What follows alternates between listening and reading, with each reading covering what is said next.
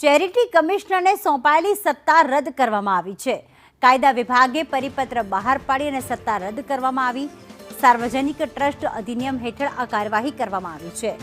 અમદાવાદની કામગીરી ડોક્ટર યોગિની સિમ્પીને સોંપાઈ છે। આ વિભાગમાં આંતરિક ફરિયાદોના પગલે આ નિર્ણય લેવામાં આવ્યો। ચેરિટી કમિશનર હસ્તક ધીમી કામગીરીની ફરિયાદો મળી હતી। હિરણ અમારી સાથે જોડાઈ ગયા છે। હિરણ, આખરે સત્તા જે છે તે પરત લેવામાં આવી છે। શું વધુ અપડેટ? કેટલી ફરિયાદો મળી હતી? કયા પ્રકારની ફરિયાદો હતી?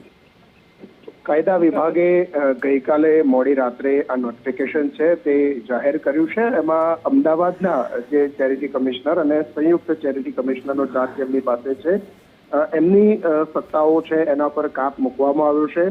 સાર્વજનિક ટ્રસ્ટ અધિનિયમ હેઠળ આ કાર્યવાહી કરવામાં આવી છે અને એમાં અમદાવાદ ઝોન, અમદાવાદ જિલ્લા અને અન્ય જિલ્લાઓની કામગીરી વડોદરાના ચેરિટી કમિશનર, વડોદરા ઝોનના જે છે ડોક્ટર યોગિની સિમ્પી, સંયુક્ત ચેરિટી કમિશનર એ હવે આ વડોદરા ઝોન, અમદાવાદ ઝોનની કામગીરી છે એ સંભાળશે।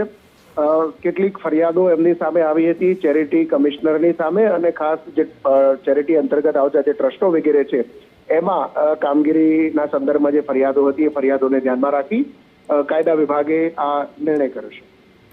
આભાર તમામ વિગતો માટે।